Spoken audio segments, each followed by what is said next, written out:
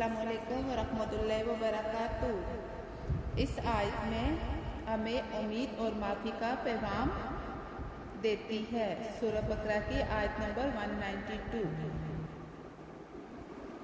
اس آیت میں اللہ تعالیٰ ہمیں یہ سکھا رہے ہیں کہ اگر کوئی شخص اپنی غلطی سے رک جائے، برائی چھوڑ دے اور سچی توبہ کر لے تو اللہ تعالیٰ اسے معاف فرما دیتے ہیں۔ اللہ تعالیٰ بہت بخشنے والے اور عنایت رحم کرنے والے ہیں۔ یہ آیت ہمیں امید دیتی ہے کہ چاہے ہم سے کتنی بھی غلطیاں کیوں نہ ہو جائیں، اگر ہم دل سے معافی مانگ لیں اور اپنی اصلاح کر لیں تو اللہ ہمیں معاف کر دیتے ہیں۔ اللہ کا در ہمیشہ کھلا ہے۔ ہمیں بھی چاہیے کہ ہم دوسروں کی غلطیاں معاف کریں۔ جب اللہ ہمیں معاف کرتا ہے تو ہمیں بھی رحم اور نرمی اختیار کرنی چاہیے۔ آئیے آج ہم سب دل سے توبہ کریں، اچھے کام کریں اور اللہ کی رحمت پر یقین رکھیں۔